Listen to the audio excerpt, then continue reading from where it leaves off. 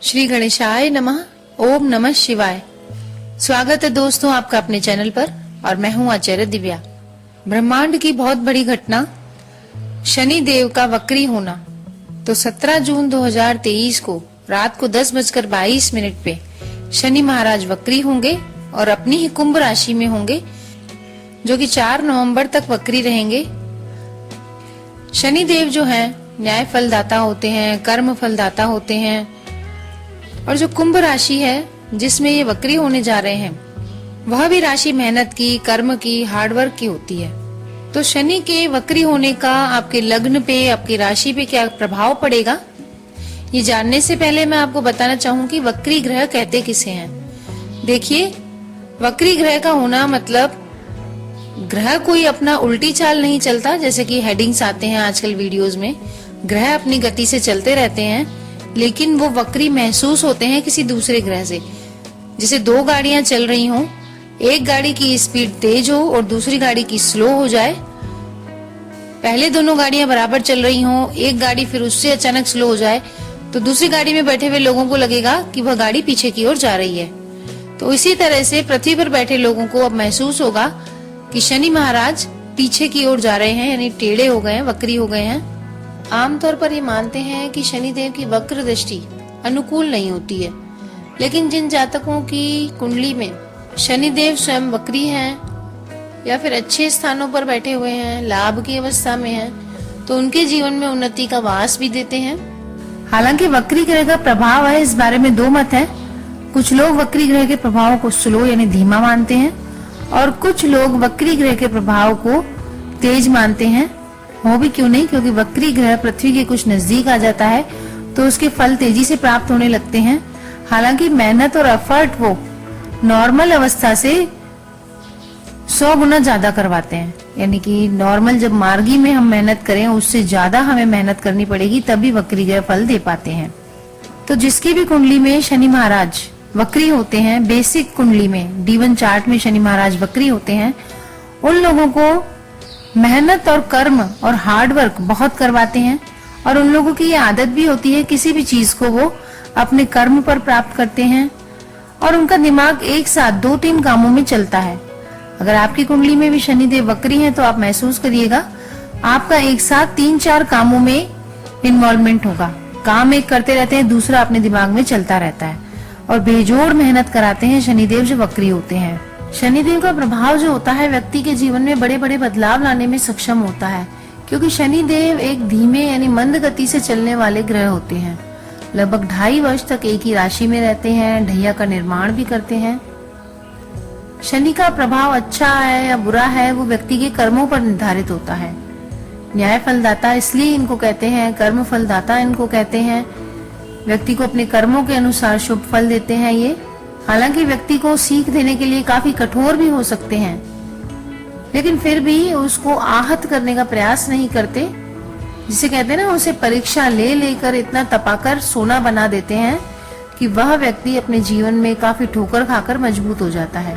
और शनिदेव जहाँ बैठते हैं वहां से 3रे भाव, 7वें भाव, 10वें भाव को पूर्ण दृष्टि से देखते हैं। शनिदेव मेष राशि में नीच अवस्था में और तुला राशि में उच्च अवस्था में होते हैं। तो ऐसे शनि महाराज जो कि कर्मों का हमें फल देते हैं, ये अपनी ही कुंभ राशि में वक्री होने जा रहे हैं 17 जून को। तो आपकी लग्न राशि पर क्या प्रभाव पड़ेगा? मीन राशि वालों और मीन लग्न वालों, आपके 12वें भाव में शनिदेव वक्री हो रहे हैं। तो देखिए, 12वां भाव जैसा कि सब जानते हैं विदेश यात्राओं का भाव होता है, खर्चे का भाव होता है, मोक्ष का भाव होता है। तो मीन राशि वालों 12वें भाव में जब शनिदेव वक्री होंगे तो उनकी दृष्टि पड़ेगी आपके दूसरे यानी परिवार और कुटुंब भाव पर, आपके 6ठे भाव पर यानी रोग ऋण रिपु वाले भाव पर, और आपके भाग्य स्थान पर। तो देखिए मीन राशि वालों, आप वास्तव में काफी भाग्यशाली हैं, क्योंकि शनि देव जो वक्री हो रहे हैं आपके 12वें भाव में आपकी राशि के लिए सबसे ज्यादा लाभदायक सिद्ध होंगे। आपके विदेश यात्राओं के योग बनेंगे। आपके खर्चों में तो जरूर बढ़ोतरी होगी, लेकिन आपके कुछ अच्छे काम होंगे सफल। आप विदेश जाना चाह रहे हैं पढ़ाई के लिए, व्यापार के लिए या घूमने के लिए, तो वो आपका सफल होगा।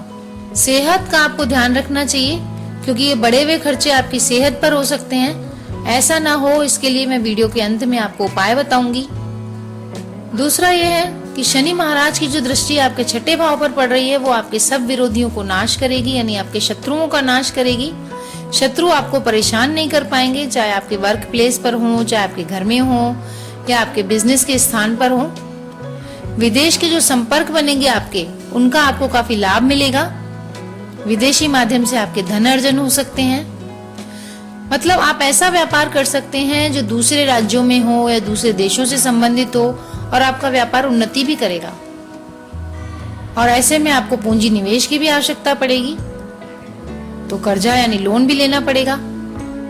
तो लोन लेने के लिए तो आपके काफी मौके बनेंगे और कर्जा आपको आसानी से मिल भी जाएगा। लेकिन लोन आप काफी सोच समझ के लेना, क्योंकि शनि के वक्रत्व में जो लोन लेते हैं वो आसानी से चुकता नहीं है, तो इसलिए थोड़ी सी सावधानी आपको रखनी चाहिए। बात करें आपके कुटुंब भाव पर शनिदेव की दृष्टि की, तो देखिए कुटुंब में किसी प्रकार के विवाद है, झगड़े हैं, उनको दूर करने के लिए आपको परिवार वालों को इकट्ठा करके कोई धार्मिक आयोजन या धार्मिक यात्रा करनी चाहिए। क्योंकि दूसरी बात, आपके बढ़े हुए खर्चों से भी परिवार में कलह हो सकती है। लेकिन धार्मिक यात्रा के आपके योग बन रहे हैं। आने वाले नवंबर तक आप पूरे परिवार के साथ किसी धार्मिक यात्रा पर जा सकते हैं, और आपको जाना भी चाहिए, जिससे आपके जो ये खर्चे बढ़े हुए हैं वो एक सफल काम में हो सकेंगे।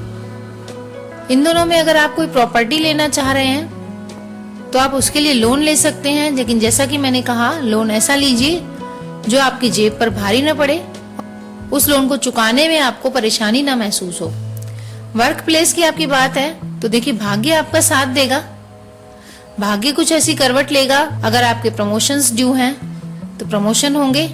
लेकिन पिता की हेल्थ का आपको ध्यान रखना चाहिए, क्योंकि आने वाले 2-3 महीनों में आपके पिता की हेल्थ की आपको चिंता सता सकती है।